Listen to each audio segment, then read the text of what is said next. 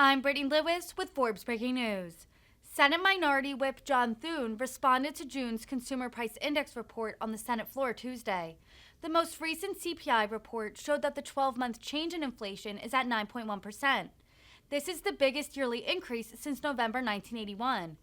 Thune blamed this spike on, quote, in large part via Democrat spending spree. Listen in as the South Dakota lawmaker explains. Without objection. Mr. President, June inflation's numbers came out last Wednesday, and as is typical for the Biden presidency, they weren't good. In fact, they were spectacularly bad. Inflation at 9.1% in June, the worst inflation since November of 1981. The last time inflation was this bad, America was still a year and a half away from finding out whether Han Solo would survive his time in carbonite. Mr. President, we all know how we got here. In large part, it was via a Democrat spending spree.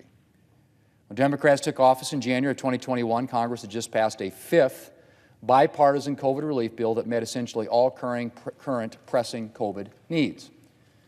But now that they were in charge, Democrats were eager to get spending. And so they passed a massive $1.9 trillion piece of legislation under the guise of COVID relief that flooded the economy with unnecessary government money. And, as expected, the economy overheated as a result. Even worse, despite steadily climbing inflation in the wake of their bill, Democrats seemed incapable of learning from their mistake. In fact, they spent last fall attempting to double down on the strategy that helped get us into this mess in the first place. Fortunately, their plans for a second spending spree failed last December. But it's become clear that they're not giving up. In fact, right now, they're trying to pass a new version.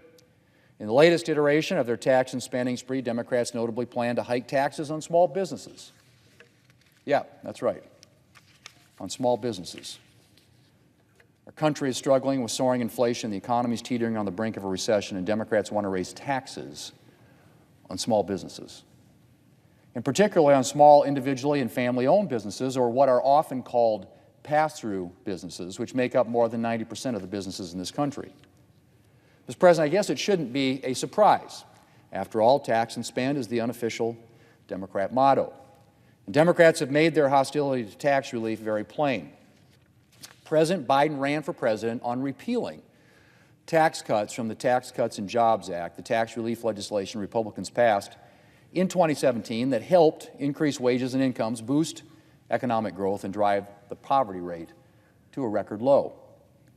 In addition to the natural economic recovery coming out of the pandemic, much of the residual strength in the economy that President Biden likes to tout is a result of the tax relief passed in the Tax Cuts and Jobs Act.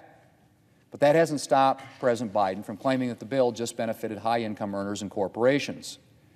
The only problem with his narrative, of course, is that lower and middle-income Americans are actually the ones who saw some of the biggest benefits from Republicans' tax relief legislation. Wage growth in the wake of Republicans' legislation was strongest for those in lower income brackets. From 2017 through the end of 2019, real wealth for the bottom 50% increased by an astounding 28.4%, compared to 8.9% for the top 1%. Meanwhile, government revenue, which Democrats claimed would be hit hard by the Republican tax cuts, last year posted its largest increase in 44 years. Mr. President, before the enactment of the Tax Cuts and Jobs Act, Democrats charged that reducing the U.S. corporate tax rate from the highest rate, I would add, in the developed world, 35%, to a more globally competitive rate of 21%, would strip the government of corporate tax receipts. That's hardly been the case. Not only did federal corporate tax revenues come in at a record high in fiscal year 2021, corporate tax revenue as a share of the economy rose to its highest level since 2015. Total tax receipts are set to increase this year by 19.5%, or $800 billion, according to the nonpartisan Congressional Budget Office, after rising last year by 18%.